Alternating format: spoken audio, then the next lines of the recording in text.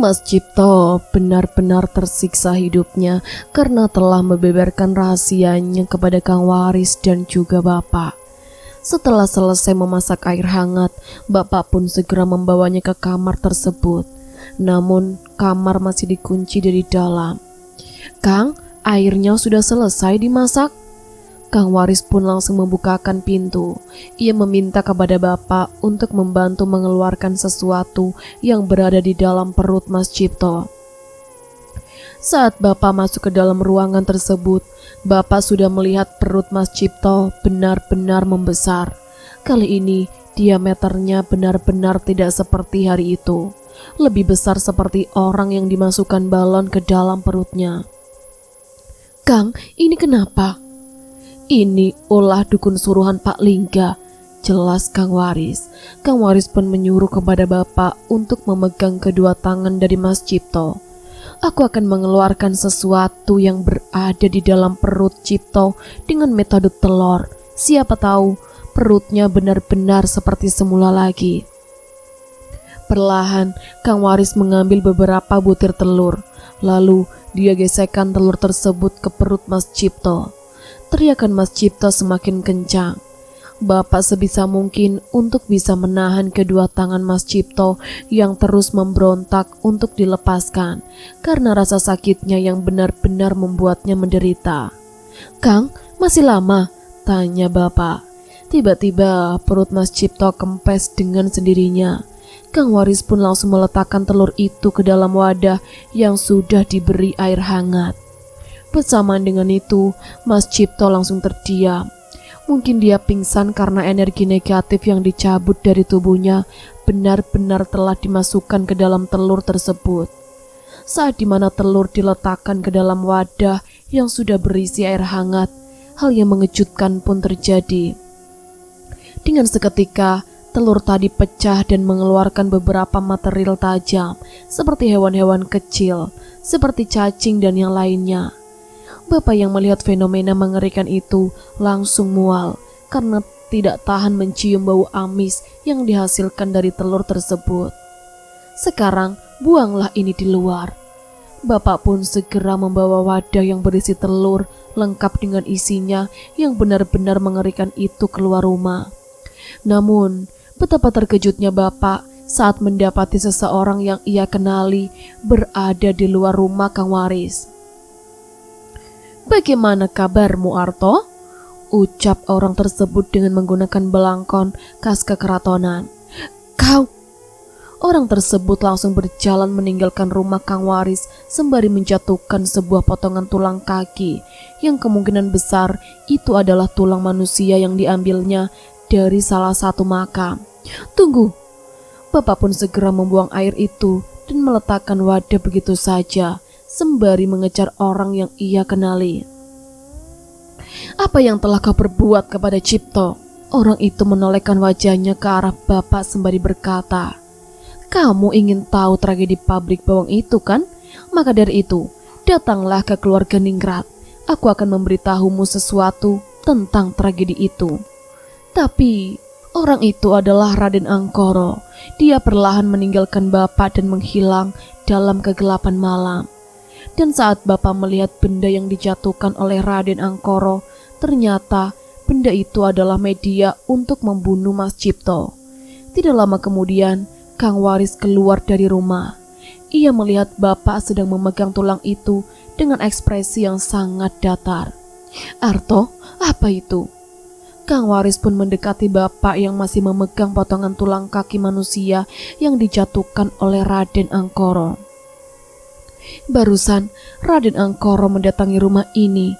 Dia menjatuhkan tulang ini dan berkata bahwa aku harus menuju ke rumah keluarga Ningrat jika ingin tahu terkait tragedi pabrik bawang yang sebenarnya," jelas Bapak. Kang Waris pun langsung mengambil potongan tulang itu. Dia akhirnya memberitahu kepada Bapakku terkait hal yang disembunyikan di tulang tersebut. "Lihatlah baik-baik, Arto." Kang Waris pun membacakan sesuatu kepada tulang tersebut. Dengan seketika, tulang itu langsung berubah total. Di beberapa bagiannya terdapat tulisan Arab yang menandakan ada sesuatu yang tertanam di dalam tulang tersebut. Ini adalah puhul, biasa digunakan untuk menyantet orang. Jika kamu pergi ke rumah keluarga Ningrat, kamu tidak akan selamat. Jelas Kang Waris kepada Bapak. Tapi, bagaimana cara kita agar tahu tentang tragedi pabrik bawang itu? Cipto adalah kuncinya. Selama kita menjaga dan melindunginya, kita akan tahu informasi selengkapnya. Tapi, sampai sini, aku sudah tahu tragedi pabrik bawang itu. Prioritas kita sekarang adalah bagaimana menghentikan pejabat keparat itu beserta dukunnya. Bapak paham, ternyata dirinya hampir saja terjebak oleh rayuan Raden Angkoro yang mungkin saja itu adalah cara satu-satunya untuk memancing Bapak agar mau mendatangi rumah keluarga Ningrat lagi. Dengan ini, Bapak dan Kang Waris akhirnya menjaga Mas Cipto untuk beberapa saat. Untungnya, selama penjagaan itu dilakukan, tidak ada lagi serangan-serangan aneh yang menimpa Mas Cipto. Sampai akhirnya, Mas Cipto pun berhasil diselamatkan dan sembuh kembali. Dengan begini, Kang Waris dan juga Bapak mampu mengetahui apa yang belum diceritakan secara utuh oleh Mas Cipto terkait tragedi pabrik bawang yang membuat 5 karyawan meninggal secara misterius. Dan tepat di 1 minggu setelah penyerangan itu, Mas Cipto pun akhirnya menceritakan yang sesungguhnya terkait tragedi dari pabrik bawang. Raden Angkoro dan juga pejabat itu berniat untuk mendapati sebuah harta misterius yang konon katanya akan didapatkan dengan cara menumbalkan banyak orang. Harta tersebut berada di satu hutan yang ada di tempat ini. Kang Waris pun terdiam sejenak. Dia masih belum mengerti akan tujuan asli dari Raden Angkoro dan juga pejabat itu. Namun ada sesuatu yang dia bicarakan. Kalau tidak salah, dia harus membunuh seorang anak yang berasal dari keluarga Ningrat, ucap Mas Cipto. Mendengar hal itu, Bapak langsung terkejut. Pantas saja, ketika dirinya pertama kali memegangi tangan Palingga, Bapak seperti terbawa di dimensi lain, yang ternyata itu adalah rencana dan penggambaran di masa depan yang akan dilakukan oleh Raden Angkoro dan juga Pak Lingga. Dan korbannya adalah harus seorang wanita yang benar-benar masih perawan. Bapak pun langsung menatap Kang Waris. Kang Waris hanya mengangguk paham. Ia tahu mengapa Bapak sekaget itu ketika Mas Cipto menceritakan terkait tragedi pabrik bawang yang ia ketahui. Jika memang apa yang direncanakan oleh Raden Angkoro dan Palingga itu benar-benar terjadi, berarti ramalan akan Bapak yang nantinya memiliki seorang anak dengan jenis kelamin perempuan adalah benar adanya. Dan dalam gambaran Bapak, anak itu nantinya akan mendapatkan penjagaan yang luar biasa yang berasal dari salah satu kekeratonan terbesar yang ada di negeri ini. Lalu, apakah rencana selanjutnya dari Kang Waris, Bapak, dan Mas Cipto? Dapatkah ketiganya menghentikan langkah dari Pak Lingga dan Raden Angkoro? Lalu, bagaimana kabar dari keluarga Ningrat? Apakah mereka yang masih tersisa di sana masih hidup dan baik-baik saja? Malam itu, Bapak dan Ibuku sedang berada di ruang tamu, sembari membicarakan perkembangan dari Mas Rahardian. Ibu juga sempat menanyakan terkait perkembangan dari Mas Cipto. Ibu sangat khawatir jika Mas Cipto bakal menjadi tumbal selanjutnya. Seluruh pertanda yang menjerumuskan kepada Mas Cipto bahwa dia adalah tumbal selanjutnya benar-benar terlihat dengan jelas. Apalagi Mas Cipto menjadi bulan-bulanan dari pengejaran jin Kalaireng. Jika Kang Waris tidak menjaga Mas Cipto, kemungkinan besar nyawa Mas Cipto akan melayang dan dinobatkan sebagai tumbal selanjutnya dari rencana yang dijalankan oleh Raden Angkoro dan juga Pak Lingga. Pak, bagaimana dengan keadaan Mas Cipto? Perutnya sudah mengecil lagi kan? Tanya ibu. Alhamdulillah Bu, Mas Cipto baik-baik saja.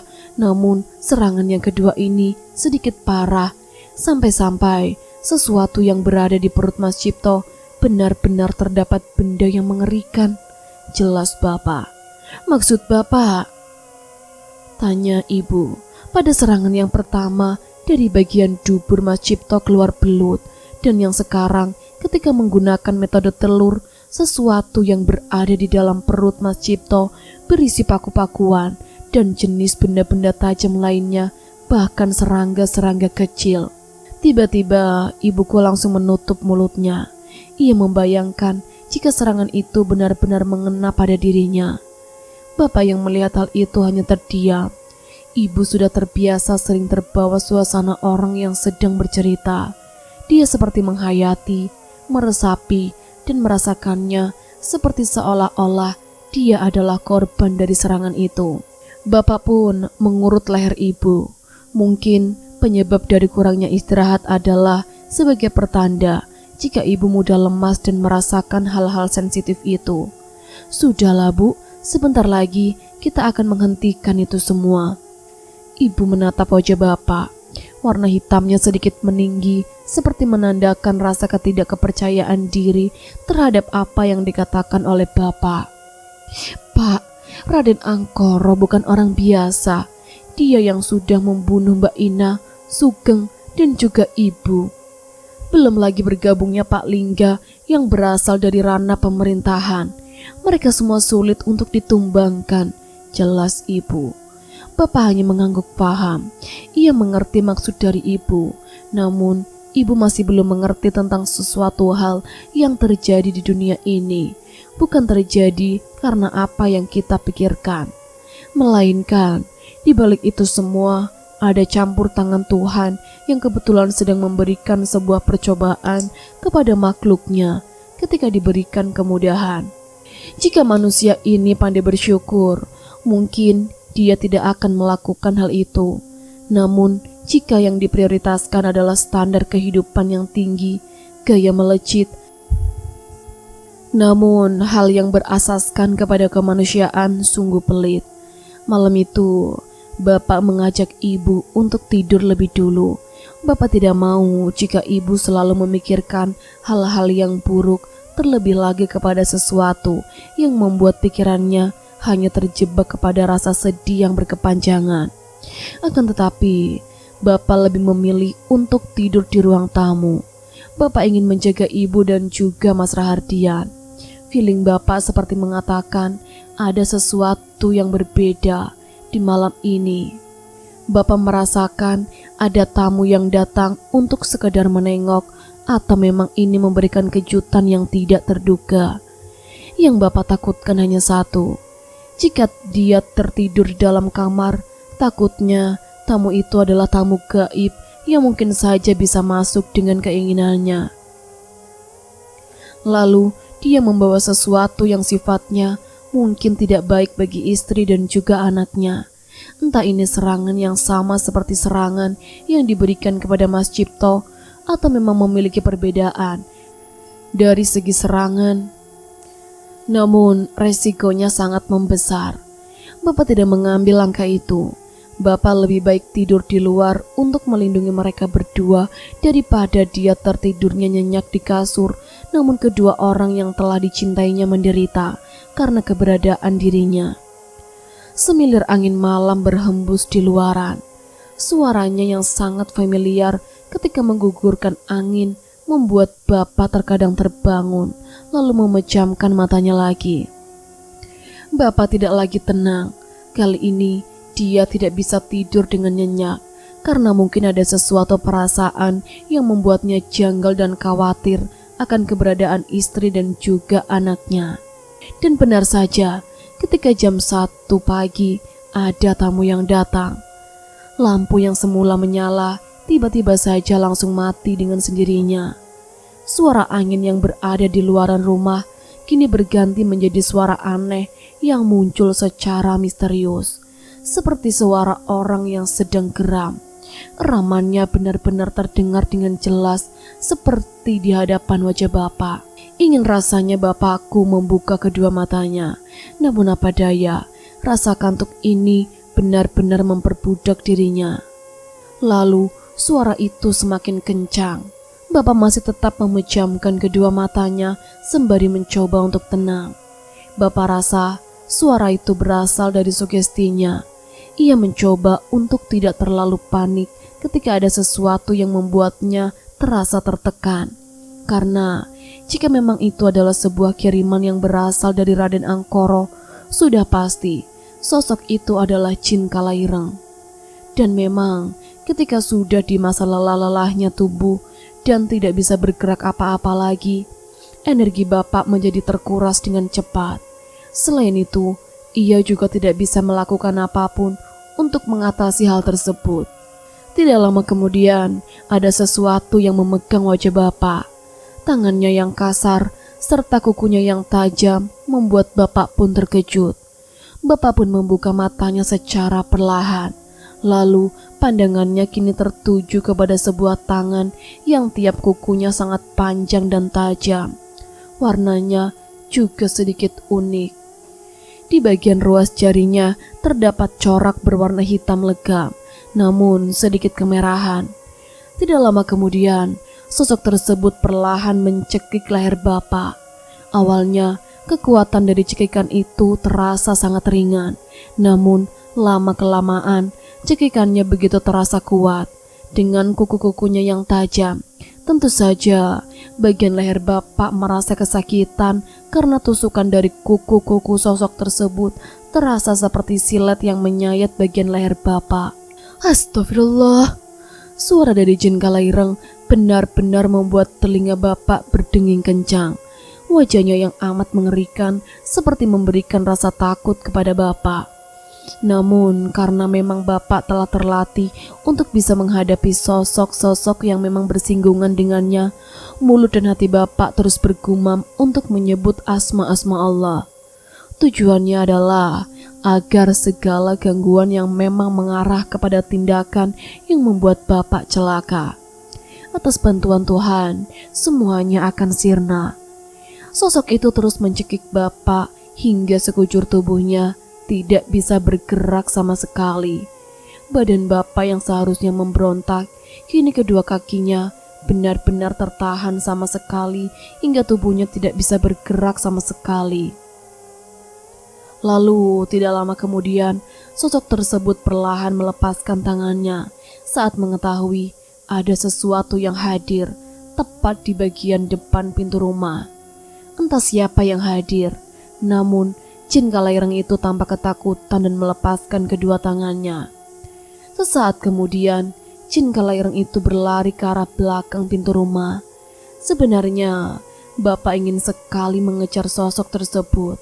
Namun, semenjak Jin Kalaireng menduduki tubuhnya, tubuh Bapak pun tidak bisa bergerak sama sekali. Bapak pun mencoba untuk menenangkan diri. Nafasnya masih belum normal. Entah apa yang baru saja terjadi sampai-sampai Jin Kalaireng mendatangi rumahnya dengan raut wajah yang benar-benar menyeramkan. Selain itu, Bapak menyadari jika Jin Kalaireng yang ditemuinya sekarang berbeda dengan Jin Kalaireng yang ditemuinya dahulu. Sepertinya dengan bergabungnya Pak Lingga ke dalam barisan Raden Angkoro, hal ini membuat sosok Jin Kalaireng menjadi sosok yang memiliki energi yang sangat menyeramkan.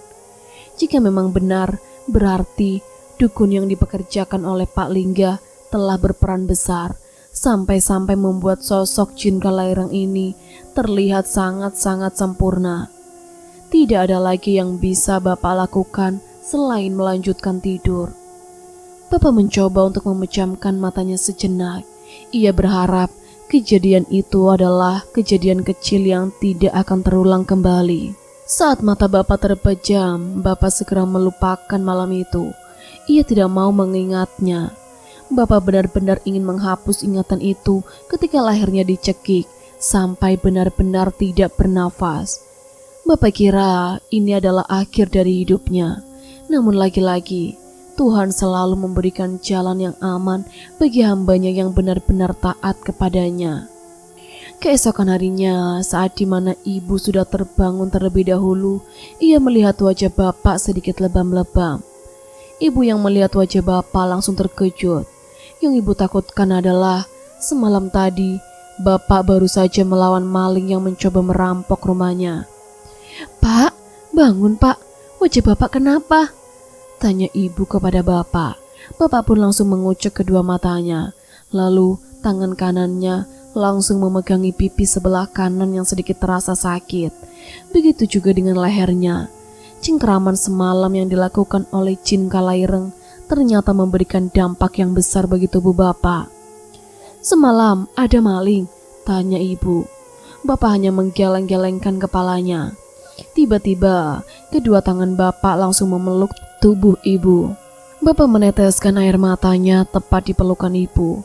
Sembari meneteskan air mata, tiba-tiba kalimat yang mengerikan terucap dari mulut Bapak saat itu. "Bu, tolong jaga Rahardian ya. Kalau semisal Bapak tidak bisa selesaikan pesugihan ini, tolong bawa lari Rahardian. Jangan sampai dia tahu kalau saudara-saudaranya melakukan praktik terlarang ini," ucap Bapak. Ibu pun langsung melepaskan pelukan itu. Raut wajah ibu seketika berubah. Ada rasa cemas dalam hatinya. Siapa tahu apa yang memang ibu rasakan benar-benar sama seperti apa yang Bapak rasakan saat itu.